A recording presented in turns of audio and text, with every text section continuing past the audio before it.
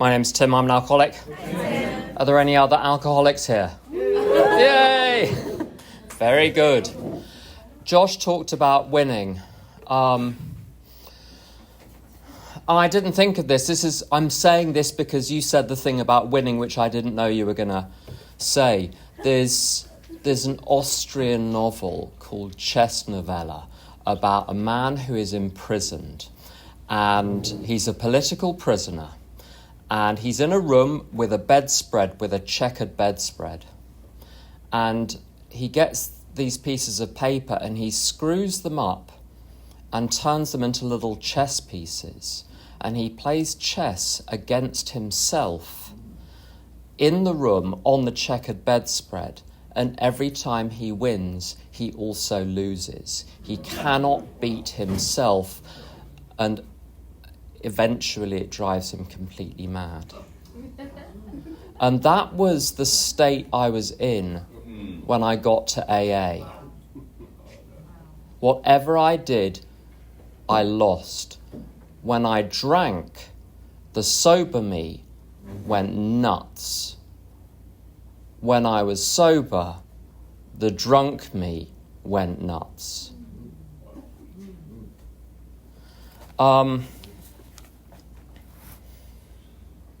My date of sobriety is 24th of July 1993. My home group is the Brick Lane Big Book Study in London. I know I'm supposed to traditionally say it's the best meeting in the world.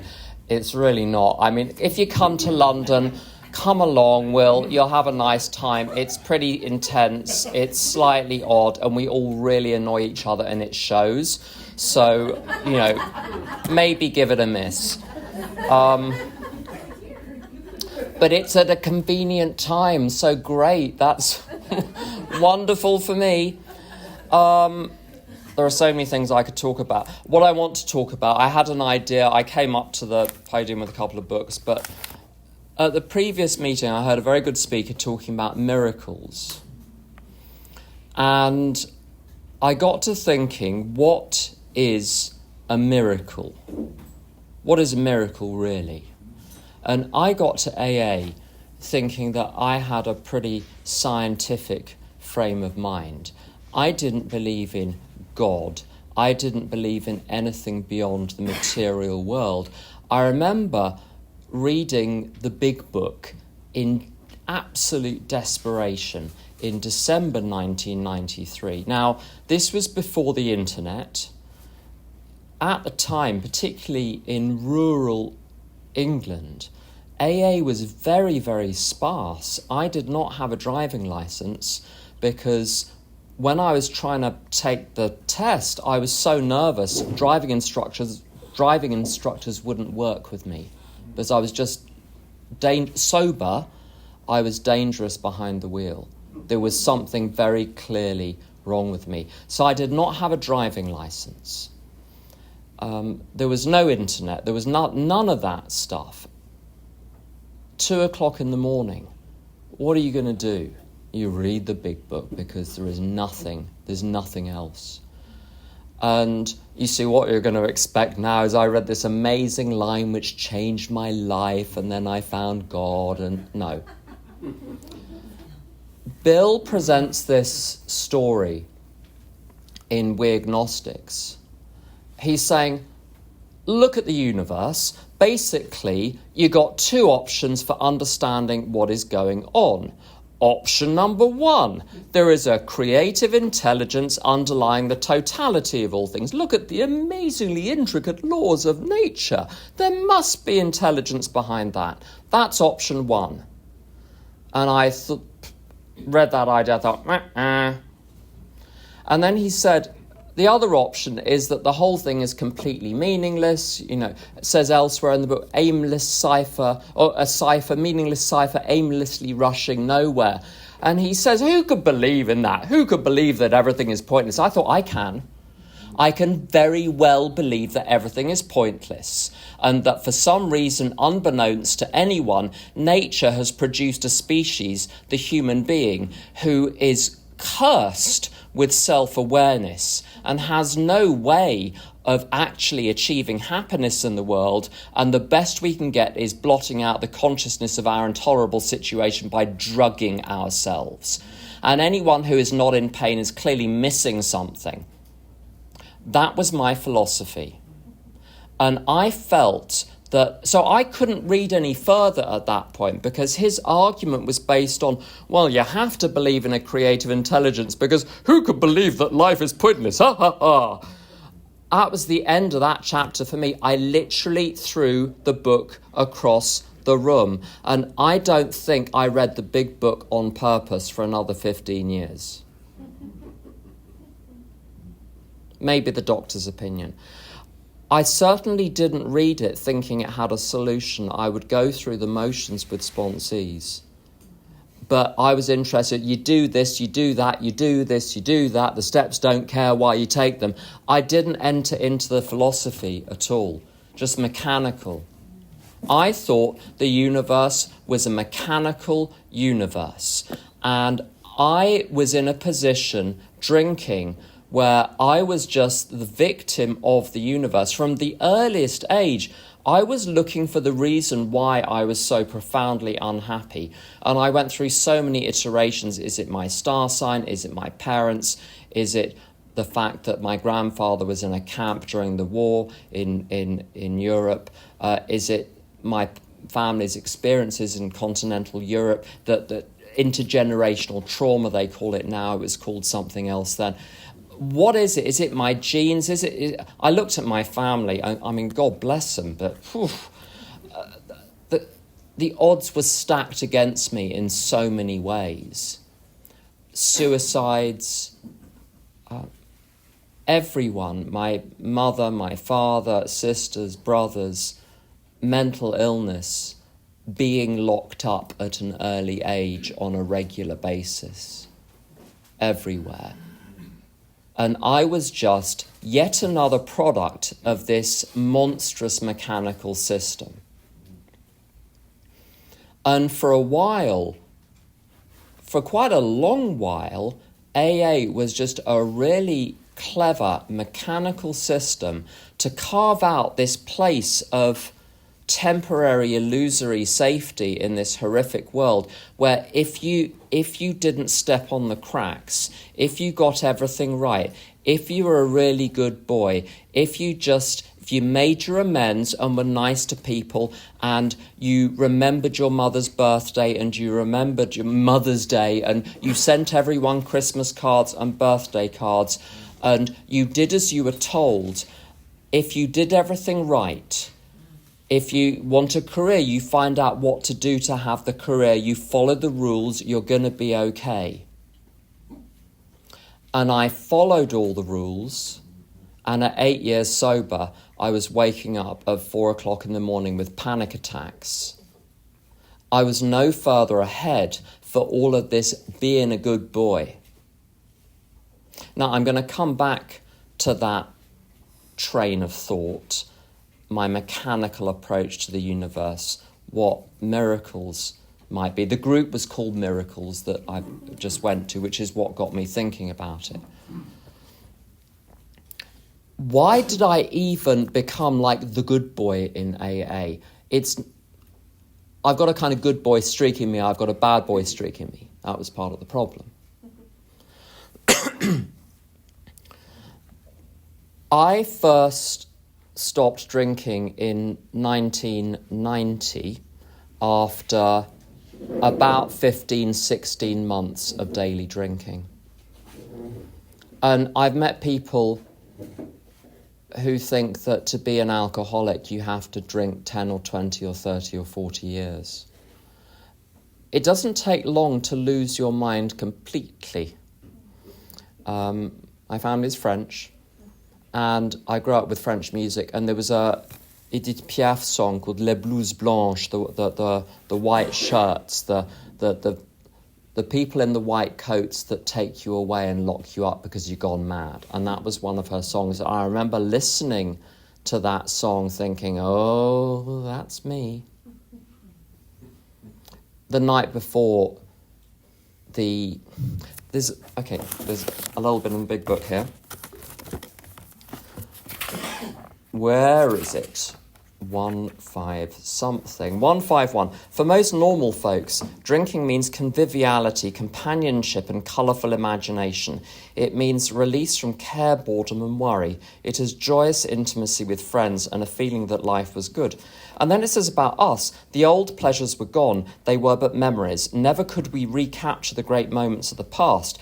There was an insistent yearning to enjoy life as we once did. Now, a year and a half into my drinking, I was at a point that the night before at 3 o'clock in the morning, the high point of my evening was I was in a forest howling like a wolf, and I did not know why, drunk as a skunk. And I got into some very serious trouble. I got beaten up and some other things happened.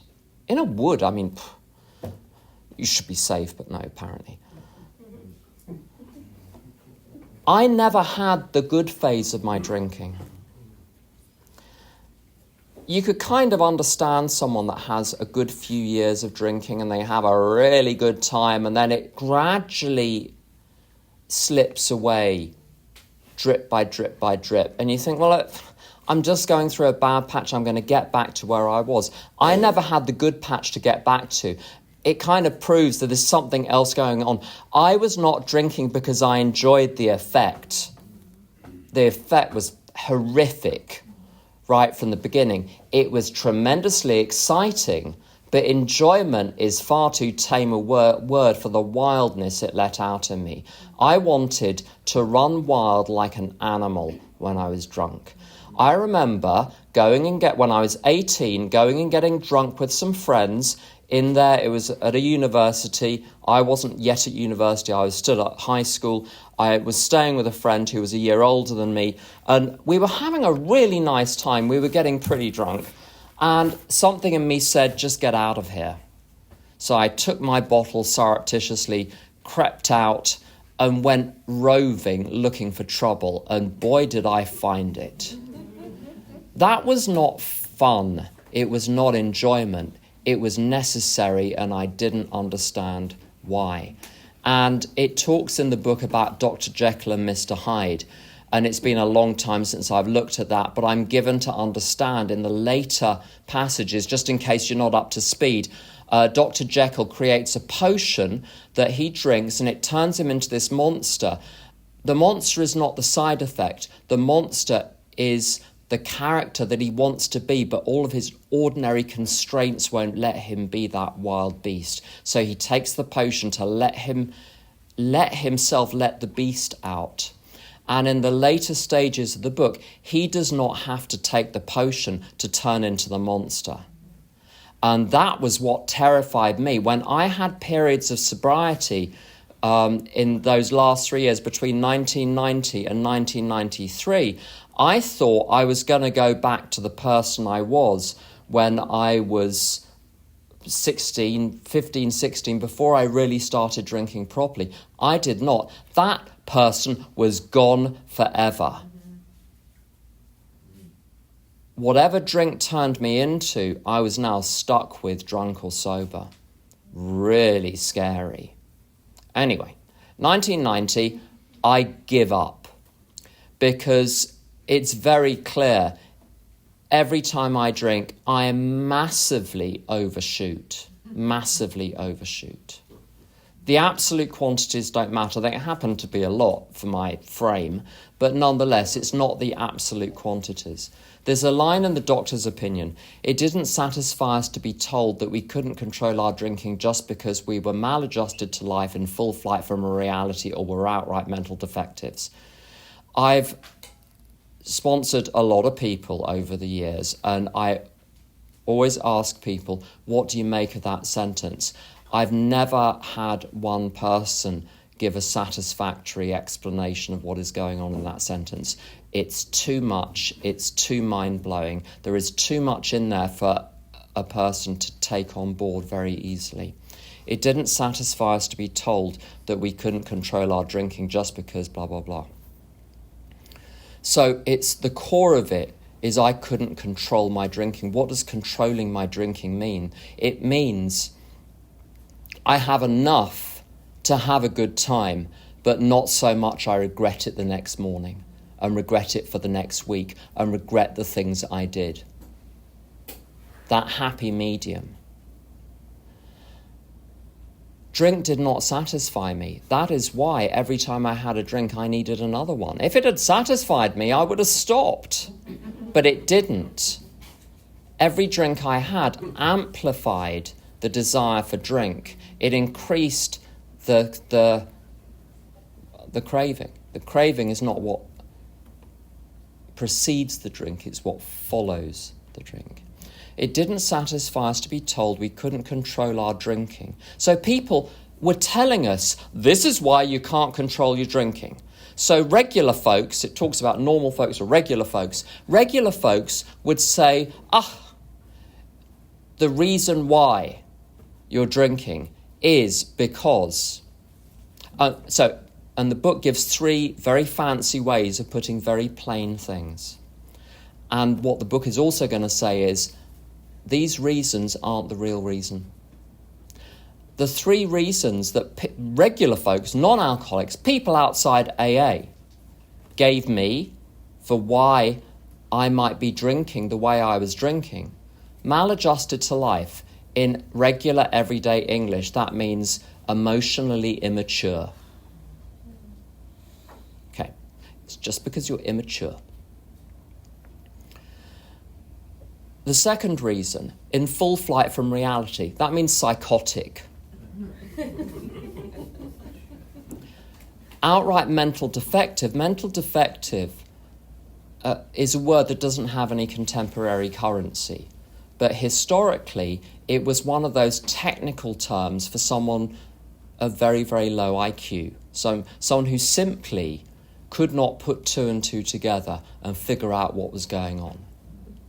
In other words, the possible reasons for why I was drinking so much again and again and again, it ain't because I was sad. It ain't because I was mad. It ain't because I was dumb.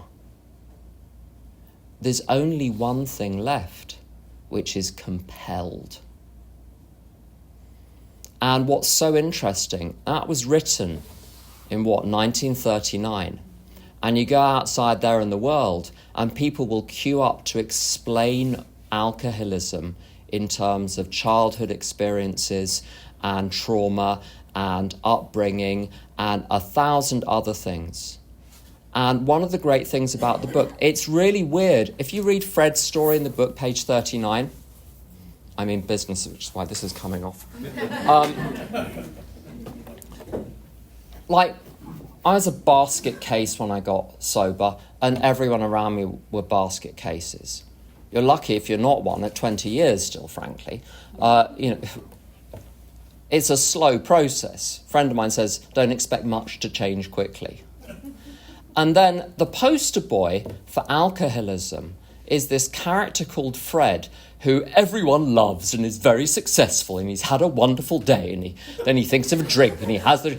And literally no one identifies with Fred. So what's the point of Fred?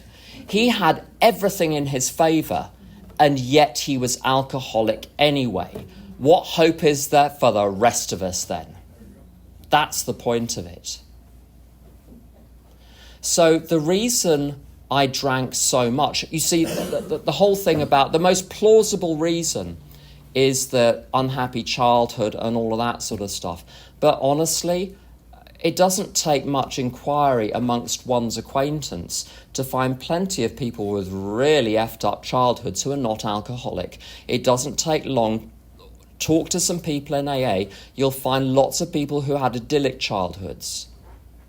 So it's not a satisfactory explanation. If it is not my mind which is doing it, it must be my body. It's the only other option in town. Physical craving. I'm built like it.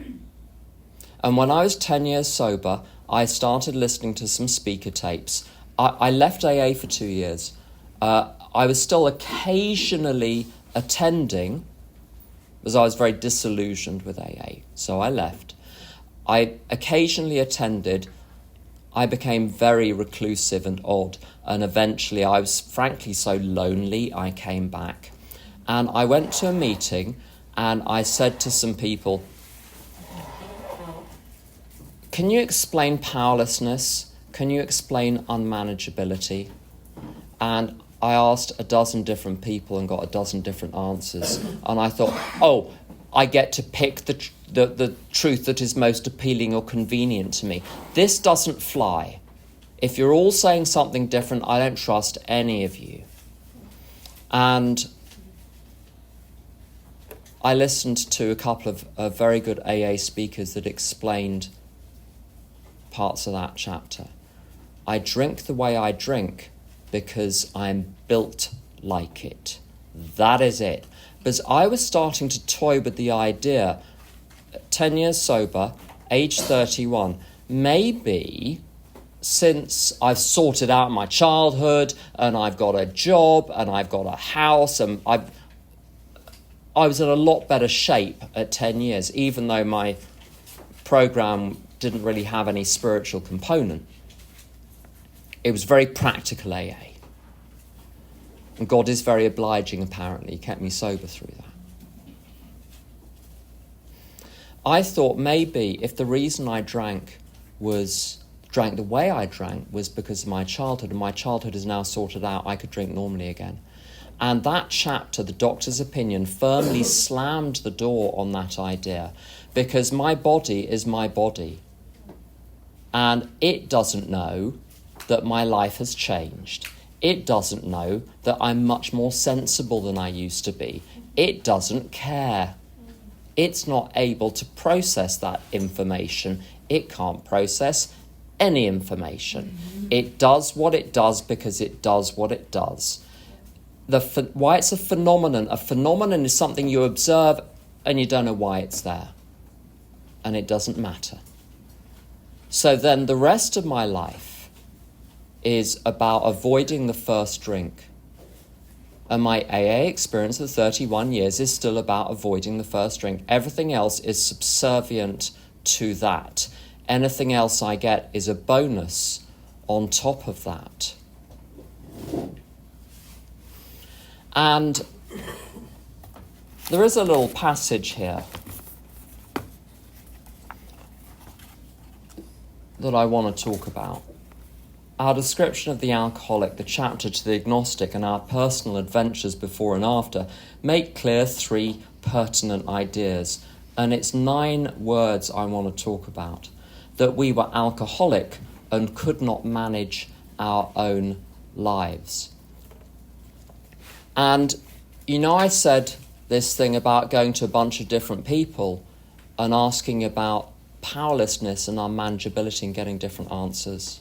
The unmanageability was the one where I got just the wildest range of answers. On the powerlessness, there was some consistency, a little bit of consistency. On unmanageability, people say, well, my truth is... Well, if you've got your truth, if everyone's got their own truth, what is truth? Is it just chosen? No offence to the series, The Chosen. That's a very good series. I'll come to the unmanageability in a minute, that we were alcoholic. I was saying from the age of 16, drunk, I'm alcoholic. And I thought it was kind of funky to be an alcoholic at 16 and precocious, a little bit ahead of the curve, set me apart from the common man. I did not know that the alcoholic train can mean that your liver may dissolve inside you. I did not know what alcoholism was. I did not know where it went.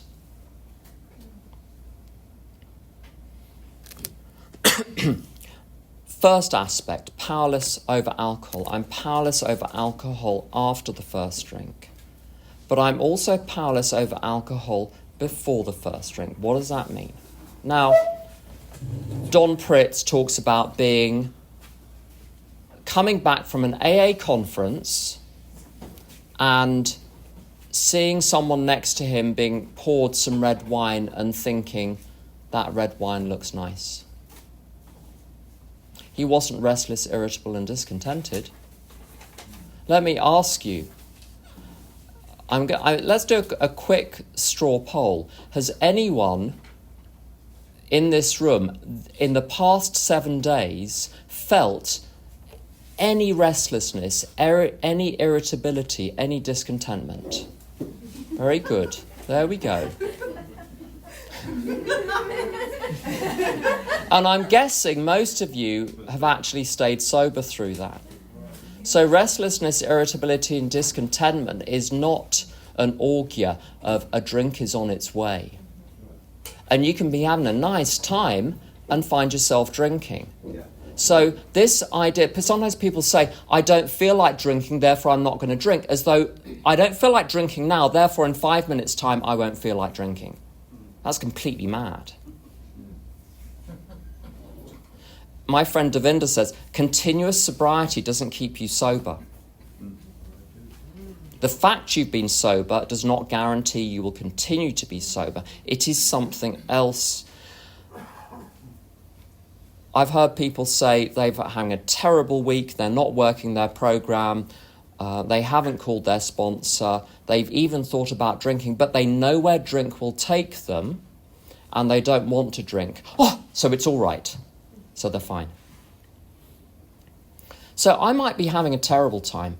I might be having a good time. It talks in the book about the mental states which precede the first drink.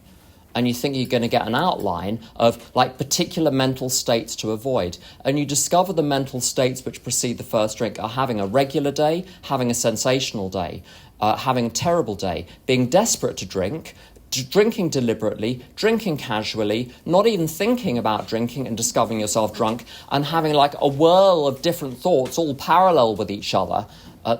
It turns out that the state preceding the first drink can be anything. You are not safe anywhere. Now,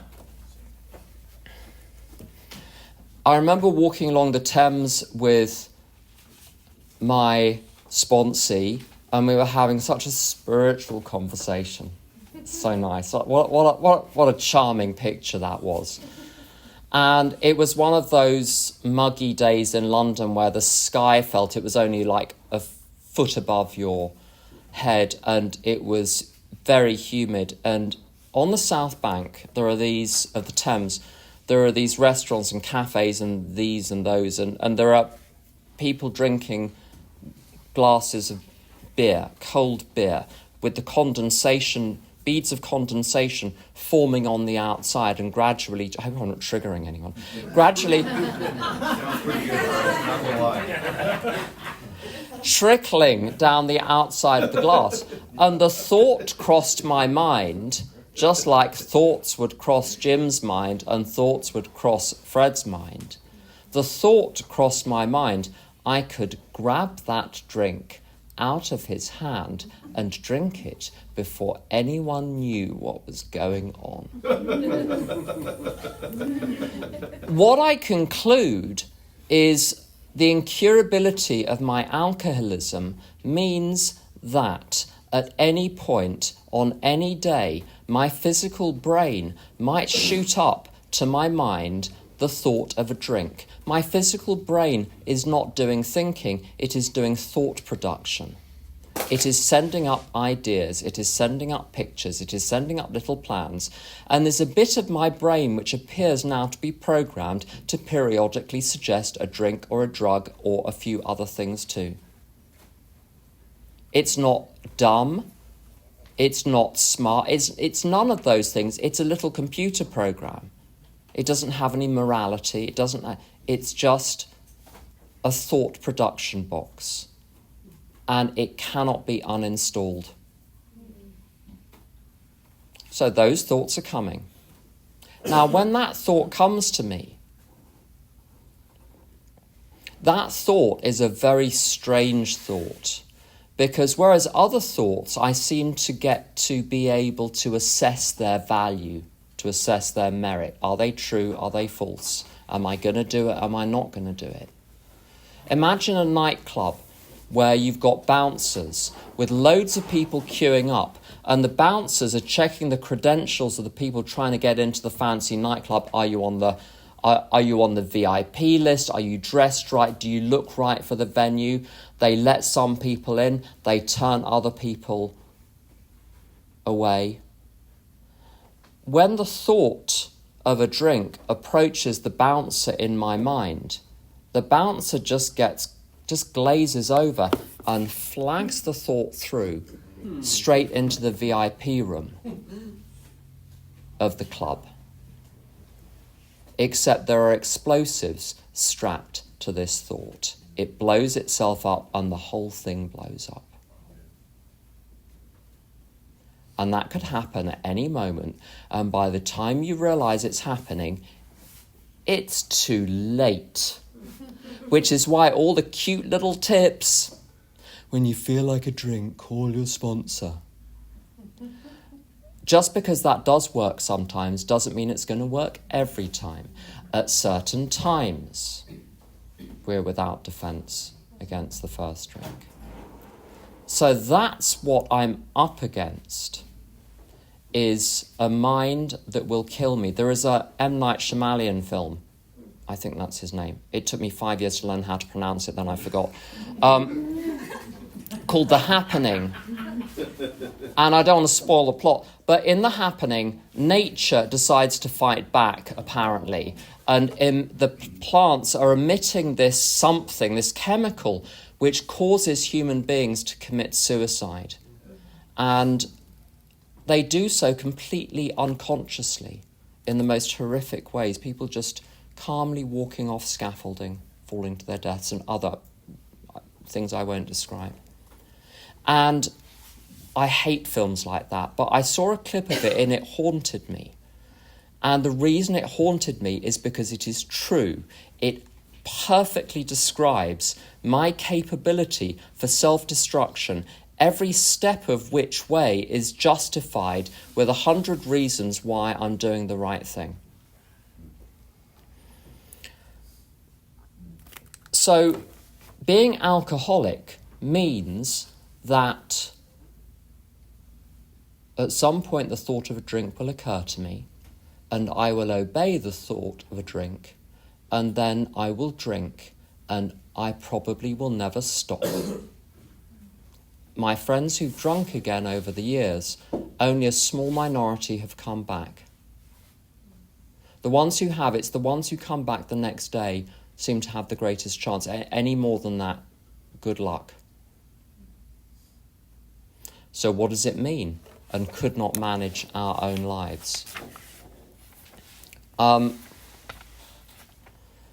only superpower is I literally teach punctuation for a living. Not the whole time, but it's one of the things. We admitted we were powerless over alcohol, that our lives have become unmanageable. And sometimes people say, the dash means end of one thought, beginning of a new thought. And that's not what the dash does. The technical term is logical entailment. If A, then B. If I'm powerless over alcohol, my life is unmanageable as a consequence of that. I cannot produce insulin, my blood sugar is unmanageable. The car wouldn't start, I didn't make it to work on time. One explains the other. Now, I wanted to say the point about unmanageability. I just want to say, I know what I'm going to say runs against a lot of what is said and heard in meetings, and people construe the same things very differently. If you got lots of people to stand round a statue, they would all describe the statue accurately, but from a different point of view. This is simply my point of view. So if your sponsor says it's something different, your sponsor's right. I'm just going to say what my experience is here. I got radically different explanations of unmanageability. I got the general statement that life itself as a phenomenon cannot be managed by anyone. And there's no evidence in the book that that's what they were. after. The most common suggestion is that alcoholics are fundamentally neurotic and immature emotionally and incompetent and disorganized. So we're just not very good at doing stuff.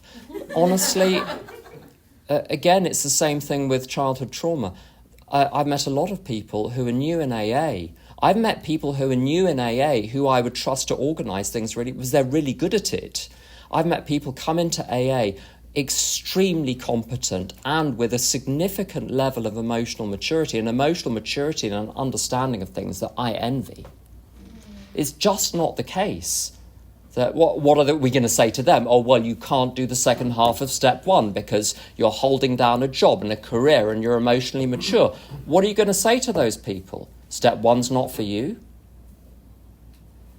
And Bill, bless him, 20 years later, this is not a new problem. This is not a new conundrum.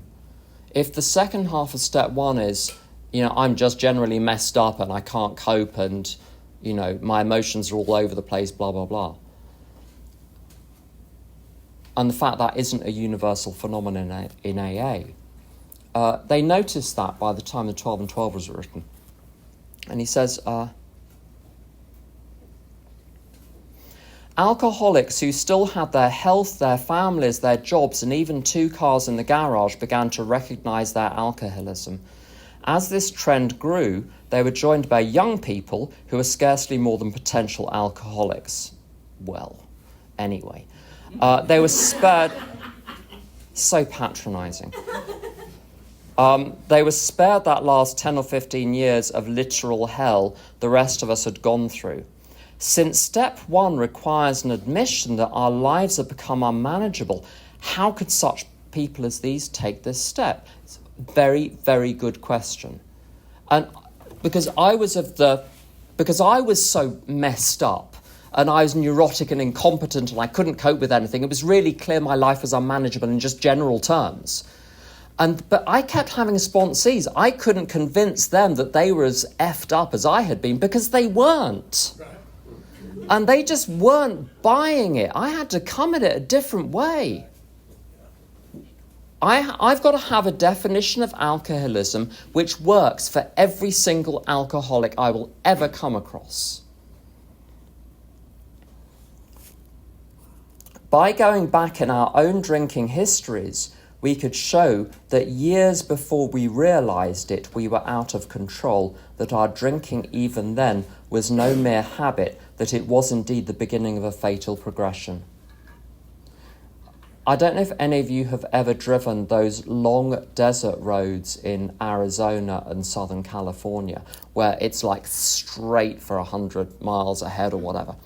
Imagine you're driving along, listening to music, it's a lovely day, there's barely any traffic, you're on a completely straight road, you're having a whale of a time, you tap the brake and you realise the brake is just loose and jangly and the brake is no longer working. And then you try to adjust the steering wheel and you realise the steering wheel is locked and the car is getting faster and faster and faster. Nothing yet has happened, but you are going to die and nothing will stop you.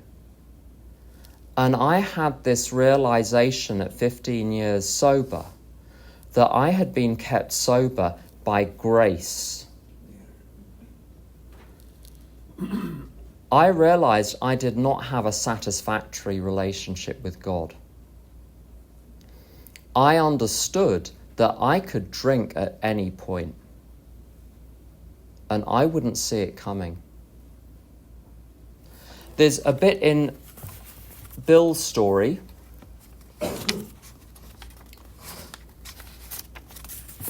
once you get past his embarrassingly vain stockbroking escapades. He just couldn't help himself. I kind of identify with him. So he's being 12-stepped by Ebby Thatcher. And Ebby sets out the programme. And Bill says, my friend promised when these things were done, I would enter upon a new relationship with my Creator. It implies he's already got one. Otherwise, it would just say, enter into a relationship with my Creator. You've already got one. You're going to have a new one. But the key word is done. That means I've got to have done everything up to that point to have the new relationship. And there's a terrible word which gets missed. I'm going to say something controversial about the plain language big book. The difficult passages which are misunderstood in the book are not misunderstood or glossed over because they're complicated. I'll give you the example. Made a list of all persons we had harmed and became willing to make amends to them all. All occurs twice. Step 9, made direct amends to such people. That means the all people referred to in the previous line. When this is done,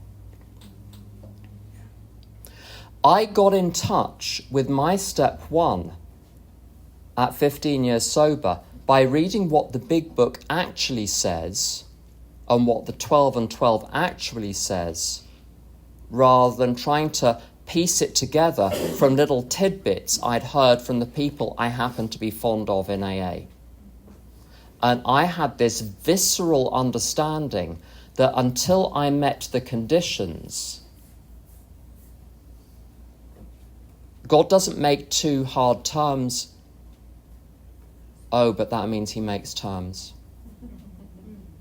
You see how that gets missed. People will quote, God does not make two harms. Think, oh, you can do what you want.